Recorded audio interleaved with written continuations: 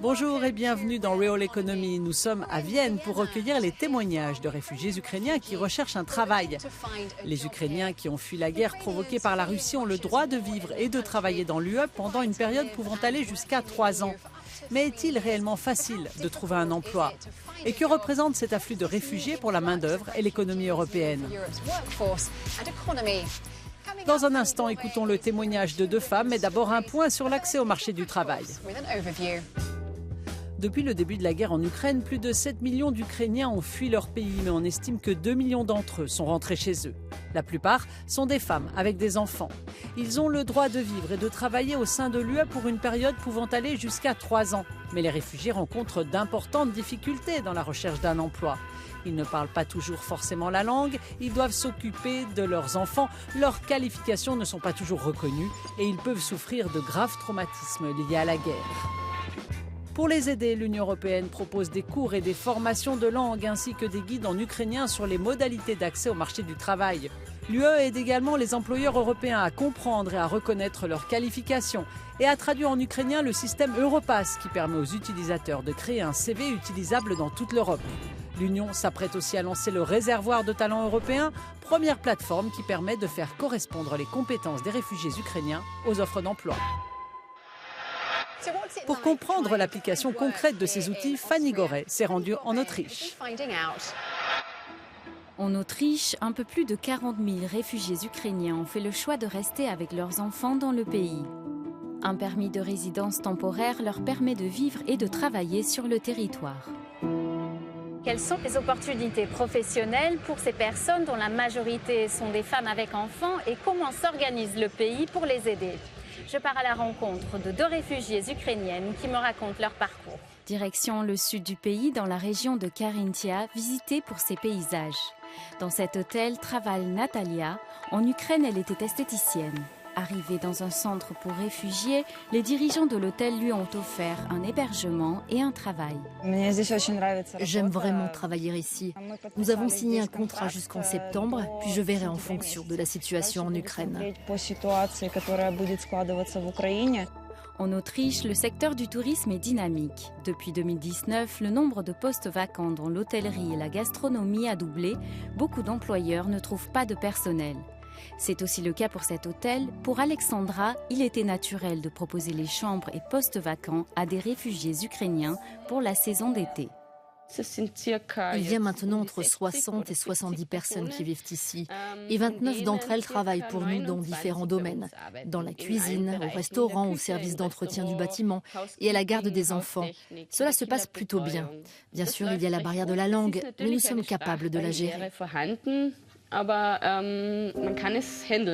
Natalia parle quelques mots d'anglais, ce qui lui permet de communiquer avec ses collègues. Assurer les horaires de ce travail saisonnier et s'occuper de sa fille de 5 ans n'est pas toujours facile. C'est parfois difficile. Il y a une salle de jeu pour enfants ici, mais elle n'est ouverte que jusqu'à 16h30. Si je travaille jusqu'à 23h, je dois demander à quelqu'un de la garder. En Autriche, d'autres secteurs comme la santé ou l'informatique manquent de personnes qualifiées. Même si la moitié des réfugiés ukrainiens enregistrés ici ont un diplôme universitaire, il est difficile pour eux d'accéder immédiatement à ces postes.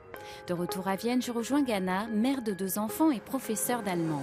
Je l'accompagne dans un centre pour l'emploi dédié aux personnes réfugiées. Ma principale préoccupation était de scolariser mes 3 enfants. Et maintenant que j'ai réussi, je suis à la recherche d'un emploi.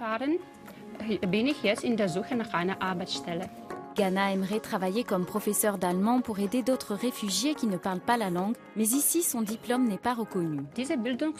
Mes diplômes doivent être traduits, reconnus et validés. C'est un véritable problème pour moi. Cela prend beaucoup de temps. Les conseillers de ce centre aident Gana dans cette démarche. Nous les accompagnons lors des entretiens, nous assurons la traduction et nous les aidons lorsque cela est nécessaire. Le but est de construire un grand réseau, de travailler ensemble avec tous les partenaires afin de pouvoir aider le plus rapidement possible. En attendant, Gana, comme les autres réfugiés enregistrés dans le pays, bénéficie d'un revenu minimum et d'une couverture santé. Comment l'Europe peut relever le défi d'une intégration réussie des réfugiés ukrainiens? Je pose la question à Sandra Leitner, spécialiste des mouvements migratoires. S'il s'agit uniquement de l'intégration sur le marché du travail et si l'on fait abstraction de l'aspect culturel et des conséquences politiques, je pense que les vagues d'immigration précédentes nous ont beaucoup appris sur ce qui est vraiment important pour trouver un emploi, à savoir la langue, l'éducation et la reconnaissance des qualifications. Avec tous ces éléments en place, je pense que tout le monde peut être le bienvenu.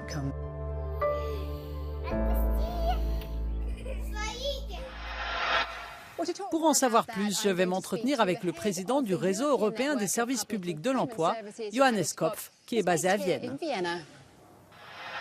Vous êtes actuellement le directeur général du service public de l'emploi autrichien.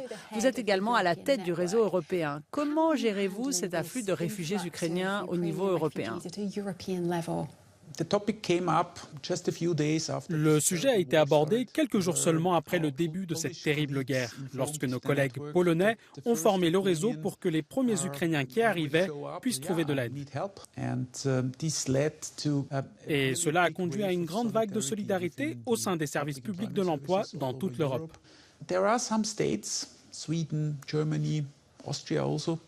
Il y a quelques États comme la Suède, l'Allemagne et l'Autriche qui ont acquis beaucoup d'expérience depuis la crise des réfugiés de 2015 et après, comme gérer le processus de reconnaissance des compétences ou la manière d'organiser leurs compétences individuelles dans leur langue maternelle.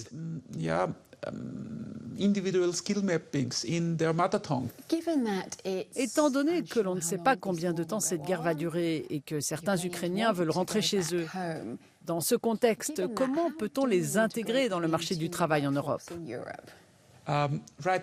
Actuellement, la plupart des personnes qui arrivent sont des femmes avec des enfants en bas âge. Et elles ont des besoins différents.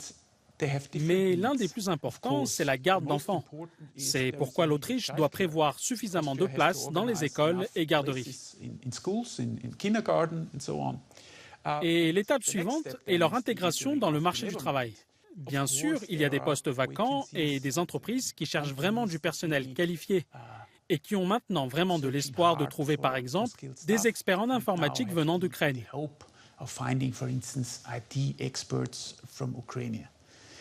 Mais je n'aime pas vraiment mélanger les sujets liés à l'asile ou aux réfugiés avec les besoins du marché du travail. Il est bien évidemment préférable d'intégrer toutes ces personnes plutôt que de leur verser simplement des prestations sociales.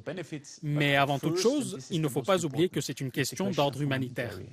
Merci beaucoup de nous avoir rejoints dans Real Economy.